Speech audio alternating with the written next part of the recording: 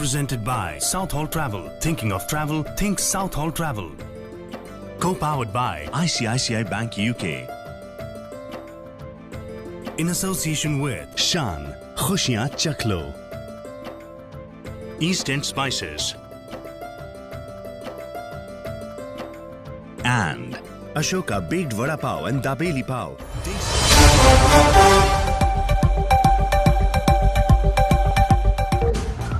आदाब, नमस्कार, good evening, सत श्री अकाल। मैं एंकर से इस्मान और आप देख रहे हैं चैनल F24 टीवी की नेशनल इंटरनेशनल बुलेटिन। सबसे पहले बात करते हैं इजराइल और हमास की।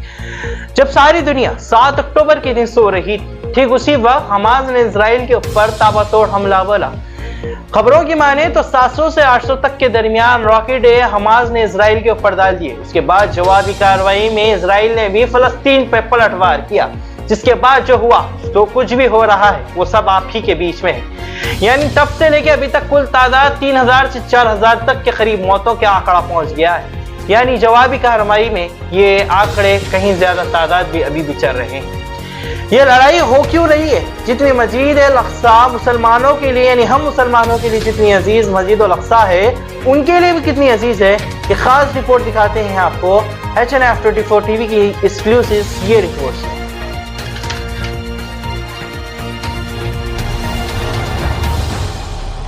ये पूरी दुनिया कुल 95 अरब 29 करोड़ 60 लाख एकड़ जमीन पर बसी हुई है, जिस पर दुनिया भर के 7 अरब से ज्यादा इंसान बसते हैं। इस 95 अरब 29 करोड़ 60 लाख एकड़ जमीन में से सिर्फ और सिर्फ 35 एकड़ जमीन का एक ऐसा टुकड़ा है जिसके लिए बरसों से जंग लड़ी जा रही है, जिस जंग में हजारों जानें जा चुकी है।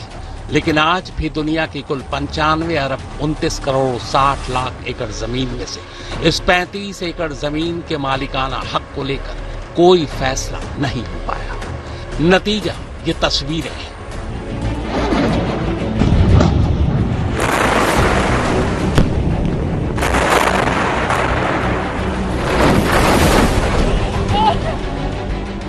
जी हाँ, आप माने या न माने, लेकिन सिर्फ 35 एकड़ जमीन के एक टुकड़े की वजह से इजराइल और फिलिस्तीन के बीच बरसों से ये जंग जारी है। इस जंग को समझने के लिए पहले 35 एकड़ इस जमीन की पूरी सच्चाई को समझना जरूरी है। ये यरूशलेम है और इसी यरूशलेम में 35 एकड़ जमीन के टुकड़े पर एक ऐसी जगह है जिसका ताल्लुक तीन धर्मों से है। इस जगह को यहूदी हर हवाइयत या फिर टेम्पल माउंट कहते हैं, जबकि मुस्लिम इसे हरम अल शरीफ बुलाते हैं। कभी इस पर फिलिस्तीन का कब्जा हुआ करता था, बाद में इजराइल ने इसे अपने कब्जे में ले लिया। लेकिन इसके बावजूद आज की सच्चाई ये है कि 35 एकड़ जमीन पर बसे टेम्पल माउंट या हरम अल शरीफ न तो इजराइल के कब्जे में है और न ही फिलिस्तीन के, बल्कि ये पूरी जगह संयुक्त राष्ट्र के अधीन है। 35 एकड़ जमीन का ये वो टुकड़ा है जिस पर सैकड़ों साल पहले ईसाइयों का कब्जा हुआ करता था, लेकिन 1187 में यहाँ मुसलमानों का कब्जा हुआ और तब से लेकर 1948 तक मुसलमानों का ही कब्जा बरकरार रहा।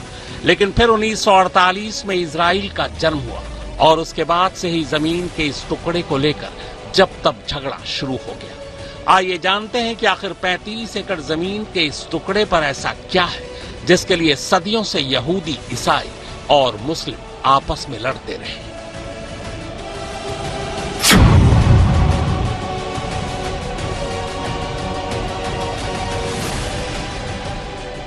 मुस्लिम मान्यताओं के मुताबिक मक्का और मदीना के बाद हरम अल शरीफ उनके लिए तीसरी सबसे पवित्र यानी पाक जगह है। मुस्लिम धर्म ग्रंथ कुरान के मुताबिक आखिरी पैगंबर मोहम्मद मक्का से उड़ते हुए घोड़े पर सवार होकर हरम अल शरीफ पहुंचे थे और यहीं से वो जन्नत गए। इसी मान्यता के मुताबिक तब यरूशलेम में मौजूद उसी हरम अल शरीफ पर एक मस्जिद बनी जिसका नाम अल-अक़सा मस्जिद है। मान्यता यह है कि ये मस्जिद ठीक उसी जगह पर बनी है जहां यरूशलेम पहुंचने के बाद पैगंबर मोहम्मद ने अपने पांव रखे थे।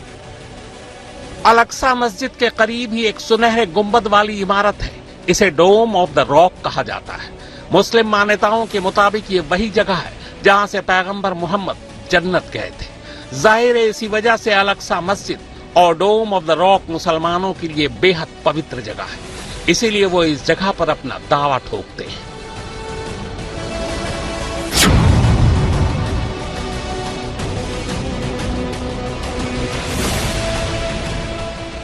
यहूदियों की मान्यता है कि यरूशलेम में 35 एकड़ की उसी जमीन पर उनका टेम्पल माउंट है, यानी वो जगह जहां उनके ईश्वर ने मिट्टी रखी थी जिससे आदम का जन्म हुआ। यहूदियों की मान्यता है कि ये वही जगह है जहां अब्राहम से खुदा ने कुर्बानी मांगी थी।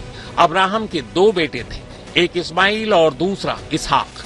अब्राहम ने खुदा की राह में इसहाक को कुर्बान करने का फैसला किया, लेकिन यहूदी मान्यताओं के मुताबिक तभी फरिश्ते ने इसहाक की जगह एक भेड़ को रख दिया। जिस जगह पर यह घटना हुई उसका नाम टेम्पल माउंट है। यहूदियों के धार्मिक ग्रंथ हिब्रू बाइबल में इसका जिक्र है। बाद में इसहाक को एक बेटा हुआ जिसका नाम जैकब था। जैकब का एक और नाम था इजराइल। इसहाक के बेटे इजराइल के बाद में 12 बेटे पैदा हुए। उनके नाम थे 12 ट्राइब्स ऑफ इजराइल। यहूदियों की मान्यताओं के मुताबिक इन्हीं कबीलों की पीढ़ियों ने आगे चलकर यहूदी देश बनाया। शुरुआत में उसका नाम लैंड ऑफ इजराइल रखा। 1948 में इजराइल के दावेदारी का आधार यही लैंड ऑफ इजराइल बना।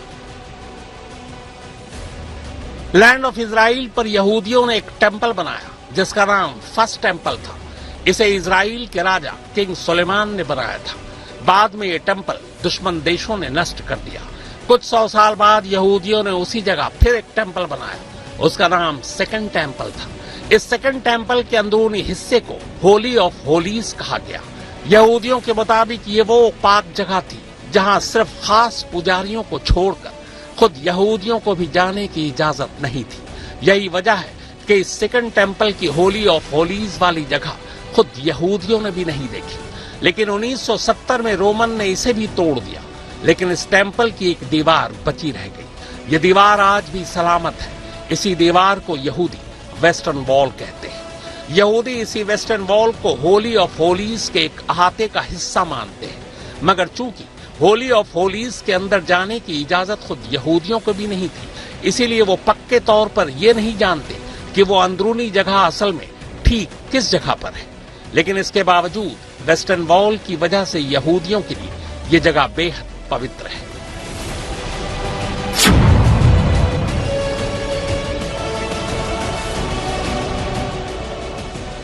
ईसाइयों की मान्यता है कि ईसा मसीह ने इसी 35 एकड़ की जमीन से उपदेश दिया।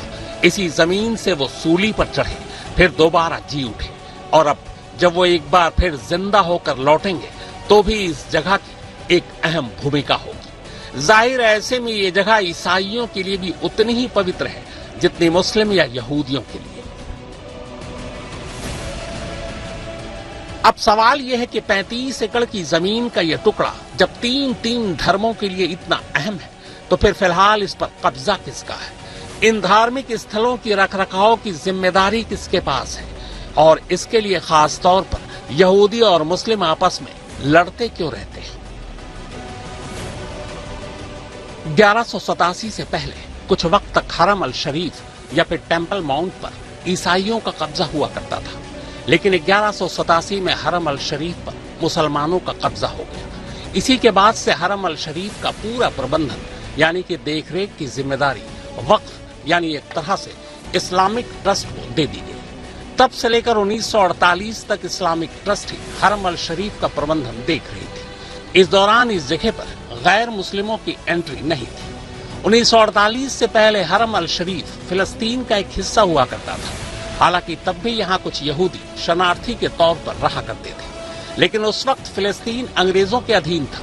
1948 में अंग्रेजों ने जाते जाते फिलिस्तीन के 2 टुकड़े कर दिए, ठीक वैसे ही जैसे 1947 में अंग्रेजों ने भारत के 2 टुकड़े किए थे। तब पूरे फिलिस्तीन की जमीन का 55% टुकड़ा फिलिस्तीन के हिस्से में आया और 45% इजराइल के हिस्से में।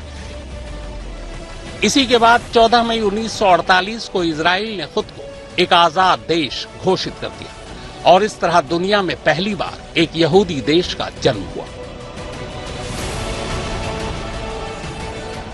मगर यरूशलेम को लेकर लड़ाई अब भी जारी थी, क्योंकि इजराइल और फिलिस्तीन दोनों यरूशलेम को अपनी राजधानी बनाना चाहते थे।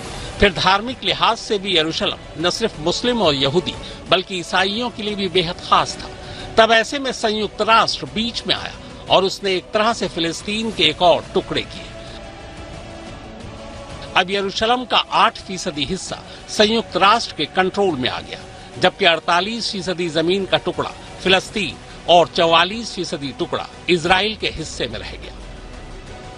यरूशलेम का वो 8% हिस्सा जो 35 एकड़ जमीन पर बसा है, वही हरम अल शरीफ या फिर टेम्पल माउंट है। दरअसल आजाद देश बनने के बाद इजराइल यरूशलेम को अपनी राजधानी बनाना चाहता था, जबकि फिलिस्तीन यरूशलेम को अपनी राजधानी बनाना चाहता था।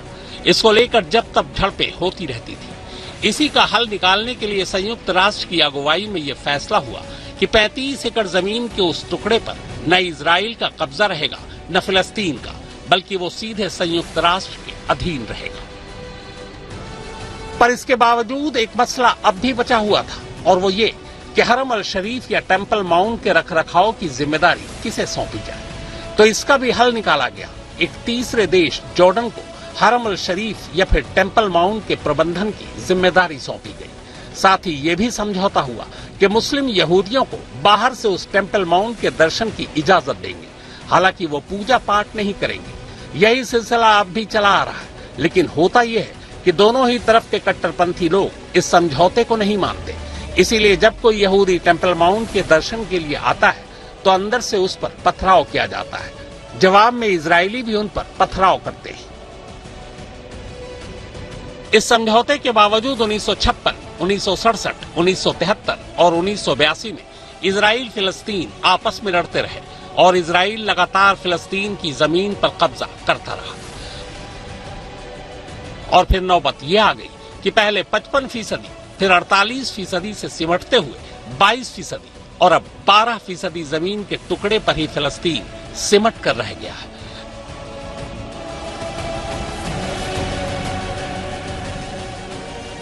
जबकि आधिकारिक रूप से यरूशलेम को छोड़कर इजराइल लगभग बाकी के 80% इलाके पर कब्जा जमा चुका है। ले देकर फिलिस्तीन के नाम पर अब 2 ही इलाके बचे हैं, एक गाजा और दूसरा वेस्ट बैंक। वेस्ट बैंक अमूमन शांत रहता है, जबकि गाजा गर्म, क्योंकि गाजा पर एक तरह से हमास का कंट्रोल है और मौजूदा जंग इसी गाजा और इसराइल के बीच है। सारे रॉकेट और बम इसी गाजा से इजराइल पर गिराए जा रहे हैं और इजराइल भी इसी गाजा पर बम बरसा रहा है। नतीजा ये कि पिछले 3 दिनों में अब तक दोनों तरफ से 1000 से ज्यादा लोगों की मौत हो चुकी है। वैसे तो इजराइल और फिलिस्तीन सालों से एक दूसरे से टकराते आ रहे हैं।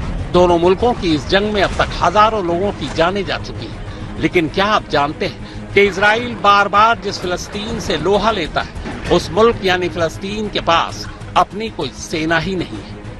इजराइल डिफेंस फोर्सेज यानी IDF के पास 1,70,000 फौज के जवान और अधिकारी हैं, जबकि उनके पास अस्थायी फौज के तौर पर 3 लाख से ज्यादा शहरी हमेशा फौज में अपनी सेवा देने के लिए तैयार रहते हैं। ये आंकड़े चौंका देने वाले हैं, क्योंकि 90 लाख की आबादी वाले देश में 30 लाख नागरिक ऐसे हैं जो फौज में सेवाएं देने के लिए हमेशा तैयार रहते हैं। इसकी वजह यह है कि इजराइल के स्कूलों में पढ़ने वाले बच्चों के लिए फौजी ट्रेनिंग जरूरी होती है।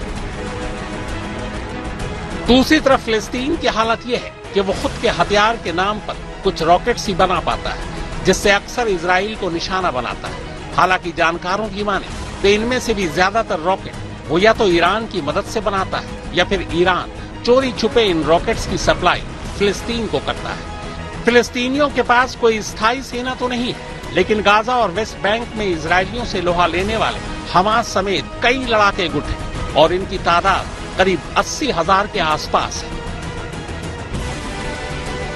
सवाल यह है कि अगर फिलिस्तीन के पास अपनी सेना नहीं है तो हमास फिलिस्तीन की ओर से क्यों लड़ता है? तो इसका जवाब हमास के वजूद में आने से है। फिलिस्तीनी इलाके में इजरायली फौज को हटाने के इरादे से 1987 में इसका गठन किया गया था और तब से लेकर अब तक हमास लगातार खुद को मुसलमानों का खैरख्वाह बताते हुए इजराइल से लोहा लेता रहता है। और तो और वो हमास इजराइल को मान्यता तक नहीं देता। लेकिन इन सब के बीच एक बड़ा सवाल यह है कि जब हमास दुनिया के कई बड़े देशों की नजर में एक आतंकवादी संगठन है, इसे किसी की मान्यता तक नहीं है, तो फिर इसे इजराइल से लड़ने के लिए हथियार कहां से मिलता है, वो भी तब जब हमास के कब्जे वाली जगह गाजा पट्टी के एक तरफ खुद इजराइल की सीमा है और दूसरी तरफ समंदर। तो इसका जवाब है गाजा पट्टी से सटा मिस्र के इलाके से। यह दुनिया जानती है कि फिलिस्तीनी और इजराइल के बीच जारी जंग में ईरान शुरू से ही फिलिस्तीन के साथ रहा है और वही ईरान मिस्र के रास्ते गाजा पट्टी में फिलिस्तीनी गुट हमास को अपने रॉकेट भी मुहैया करवाता है। दरअसल 150 साल पहले भी फिलिस्तीन के पास अपनी कोई सेना नहीं थी, क्योंकि तब वो ओटोमन राज्य के अधीन था। 100 साल पहले भी फिलिस्तीन के पास फौज नहीं थी, क्योंकि तब फिलिस्तीन का एक देश के तौर पर कोई वजूद नहीं था और वो ब्रिटिश हुकूमत के अधीन था। 60 साल पहले भी फिलिस्तीन के पास फौज नहीं थी, क्योंकि तब वो जॉर्डन के हिस्से में आता था। 1988 में फिलिस्तीनी नेता यासिर अराफात ने पहली बार फिलिस्तीन को एक आजाद मुल्क का नाम दिया, जिसे जॉर्डन और मिस्र ने अपनी रजामंदी दी। 1993 में इजराइल और फिलिस्तीन के बीच हुए ओस्लो अकॉर्ड में इजराइल ने फिलिस्तीन के फौज बनाने पर रोक लगा दी थी। इसके बाद से ही फिलिस्तीन के पास अर्धसैनिक बल तो हैं जो वेस्ट बैंक इलाके में तैनात रहते हैं, लेकिन कोई स्थायी फौज नहीं है। जबकि गाजा में सत्ता चलाने वाले हमास के पास लड़ाके हैं जो अक्सर इजराइल को अपना निशाना बनाते हैं। खबरों में होते रहेगी बात, लेकिन उससे पहले लेते हैं एक छोटा सा break.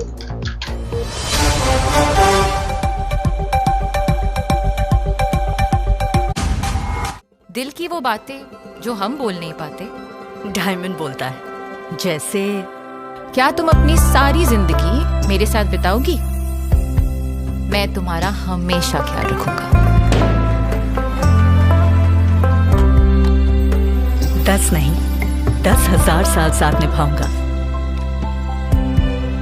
Happy anniversary.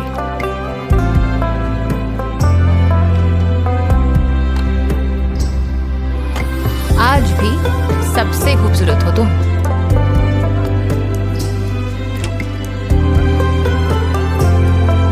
You're precious. I'm so proud of you.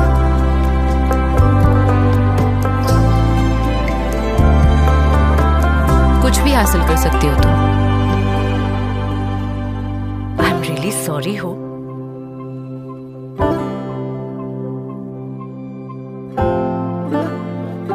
Yeah, we'll miss you so much.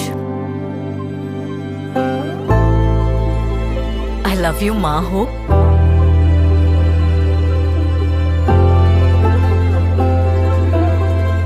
Yeah, I love myself.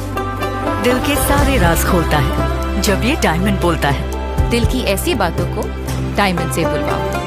Malabar. Speak your heart with a diamond.